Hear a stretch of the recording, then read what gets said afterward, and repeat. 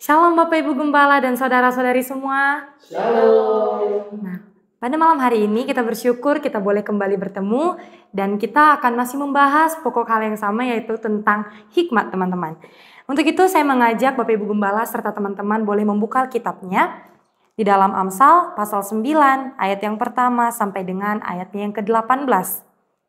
Amsal pasal 9 ayat yang pertama sampai dengan ayat yang ke-18. Jika sudah dapat, kita akan membacakannya secara responsoria. Saya akan membacakan pada ayatnya yang ganjil. Bapak Ibu serta saudara-saudari boleh membacanya pada ayat yang genap. Setelah saya membacakan judul perikop, undangan hikmat dan undangan kebodohan. Hikmat telah mendirikan rumahnya, menegakkan ketujuh tiangnya, Memotong ternak sembelihannya, mencampur anggurnya, dan menyediakan hidangannya. Pelayan-pelayan perempuan telah disuruhnya berseru-seru di atas tempat-tempat yang tinggi di kota. Siapa yang tak berpengalaman, singgahlah kemari, dan kepada yang tidak berakal budi katanya, Marilah, makanlah rotiku, dan minumlah anggur yang telah kucampur. buanglah kebodohan, maka kamu akan hidup, dan ikutilah jalan pengertian. Siapa mendidik seorang pencemooh, mendatangkan cemooh pada dirinya sendiri, dan siapa mengecam orang fasik, mendapat cela. Janganlah mengecam seorang pencemooh, supaya engkau jangan membencinya. Kecam- Kecamlah orang bijak, maka engkau akan dikasihinya. Berilah ke orang bijak nasihat, maka ia akan menjadi lebih bijak. Ajarilah orang benar, maka pengetahuannya akan bertambah. Permulaan hikmat adalah takut akan Tuhan, dan mengenal yang Maha Kudus adalah pengertian. Karena oleh aku umurmu diperpanjang, dan tahun-tahun hidupmu ditambah. Jikalau engkau bijak, kebijakanmu itu bagimu sendiri. Jikalau engkau mencemooh, engkau sendirilah orang yang akan menanggungnya. Perempuan bebal cerewet, sangat tidak berpengalaman ia, dan tidak tahu malu. Ia duduk di depan pintu rumahnya, di atas kursi di tempat-tempat yang tinggi di kota. Dan orang-orang yang berlalu di jalan, yang lurus jalannya, diundangnya dengan kata-kata, Siapa yang tak berpengalaman, singgahlah kemari, dan kepada orang yang tidak berakal budi katanya, air curian manis, dan roti yang dimakan dengan sembunyi-sembunyi lezat rasanya bersama-sama. Tetapi orang itu tidak tahu bahwa di sana ada arwah-arwah, dan bahwa orang-orang yang diundangnya ada di dalam dunia orang mati. Amin. Amin. Baik, malam hari ini saya memberi tema yaitu hikmat versus kebodohan. Sekali lagi, hikmat versus kebodohan. Hikmat, Allah selalu menuntun kepada kebaikan, sedangkan kebodohan dunia menuntun kepada keburukan-keburukan. Artinya kebenaran Allah dan dunia selalu bersifat bertentangan.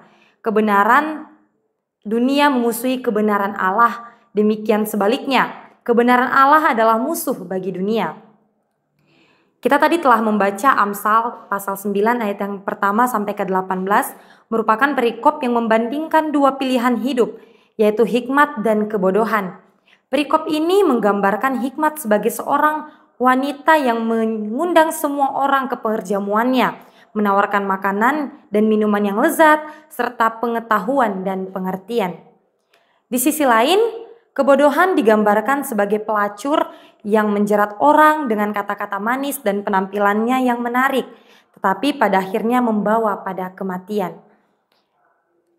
Dan malam hari ini saya akan membagikan perbedaan hikmat dan kebodohan.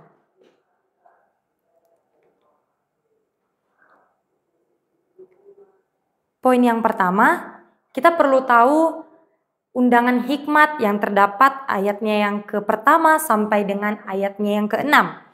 Ayat pertama menunjukkan bahwa hikmat memiliki kekuatan dan pengaruh yang nyata, bukan hanya ide atau konsep abstrak. Pada ayat ini dinyatakan juga hikmat memiliki tempat yang kokoh dan terjamin.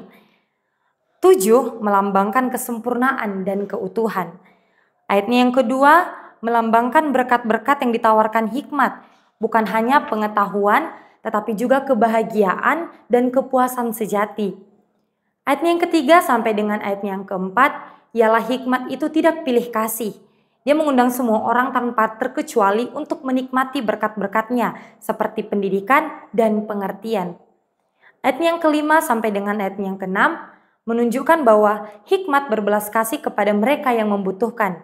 Ia ingin menolong orang-orang yang tersesat dan bingung untuk menemukan jalan yang benar. Jadi ayat yang pertama sampai dengan ayatnya yang keenam menegaskan seperti apa hikmat itu dan untuk siapa. Jadi kita perlu tahu bahwa hikmat itu tidak hanya kepada orang-orang tertentu, tapi kepada semua orang yang mau mendengarkan dan mau menerimanya. Kemudian poinnya yang kedua ialah undangan kebodohan yang terdapat pada ayatnya yang ke-13 sampai dengan ayat yang ke-18. Kebodohan menjerat orang-orang dengan kata-katanya yang manis. Kebodohan menggoda orang dengan janji-janji palsu tentang kesenangan dan kebebasan terdapat pada ayat yang ke-13 sampai dengan yang ke-15. Kebodohan berusaha untuk menipu dan menyesatkan orang. Ia menyembunyikan bahaya sebenarnya dari dosa dan menawarkan solusi yang palsu. Ayat yang ke-16 sampai dengan ayat yang ke-17. Kemudian mereka yang mengikuti kebodohan menuju kehancuran. Orang-orang yang menolak hikmat dan memilih kebodohan akan mengalami akibat yang fatal. Pada akhirnya kebodohan menjerumuskan kita ke dalam dosa, kehancuran dan kematian yang kekal. Pada pertemuan yang sebelumnya saya sudah menjelaskan bagaimana kebodohan diibaratkan seperti perempuan-perempuan sundal. Dan perempuan-perempuan sundal yang menggoda ini seperti apa kita sudah pelajari pada pertemuan yang sebelumnya, teman-teman.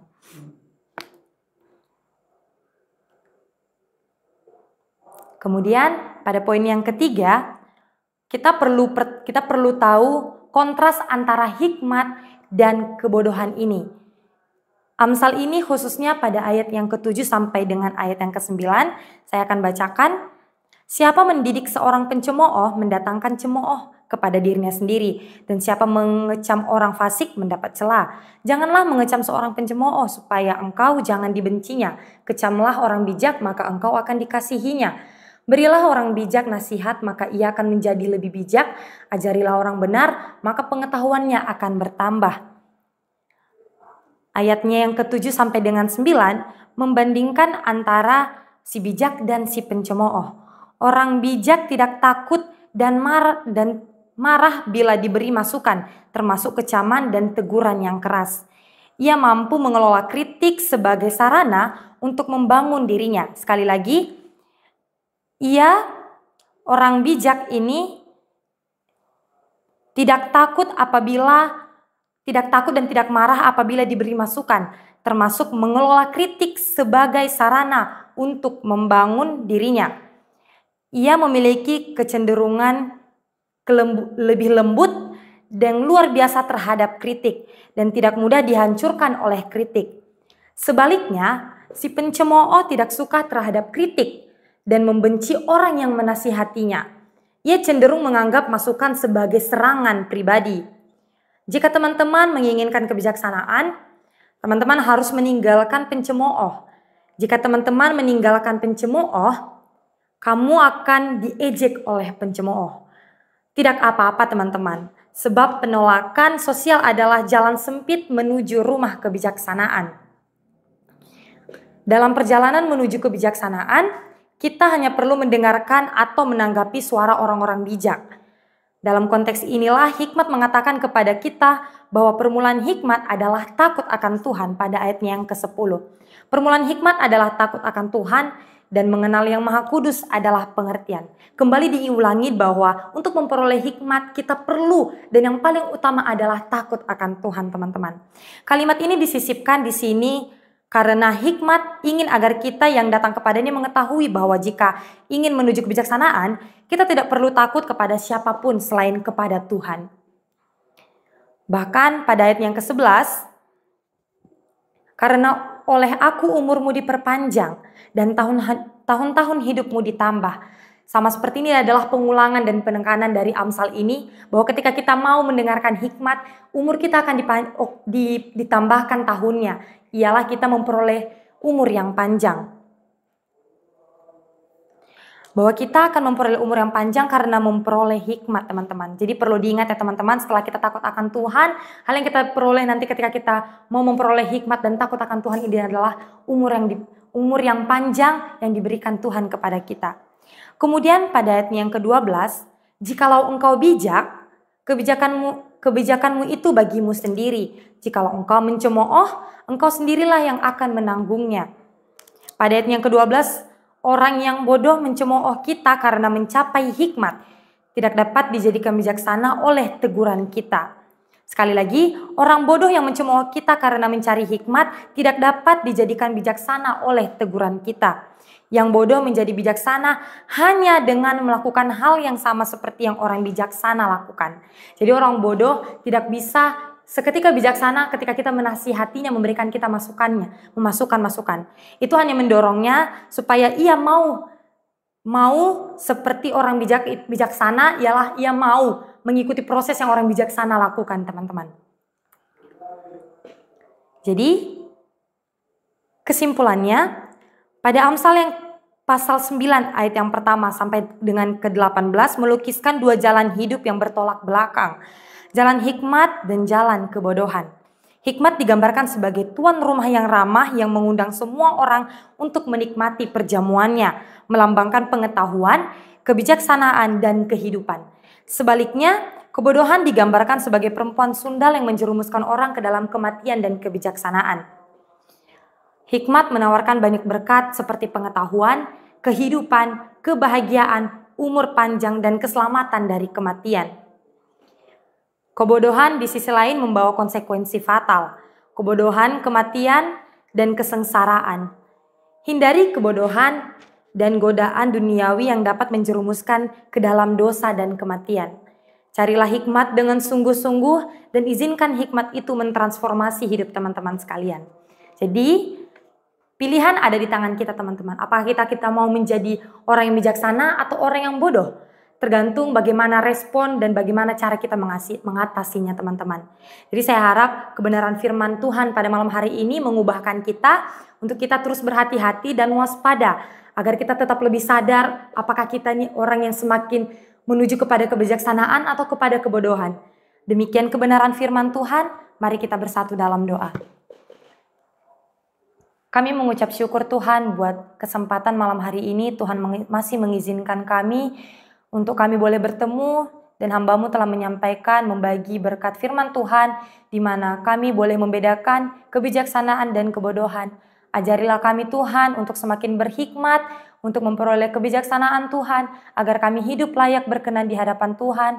Hamba-Mu mohon Tuhan bantu teman-teman hamba-Mu yang sedang menyaksikan pada malam hari ini, biarlah mereka diberkati oleh kebenaran firman Tuhan dan semakin sadar bahwa mereka hidup di dunia ini untuk hormat dan kemuliaan Tuhan. Di dalam nama Tuhan Yesus, kebenaran firman Tuhan pada malam ini, hari ini boleh memberkati kami. Dalam nama Tuhan Yesus kami berdoa dan mengucap syukur, haleluya, amin. Shalom teman-teman, Tuhan Yesus memberkati. Shalom.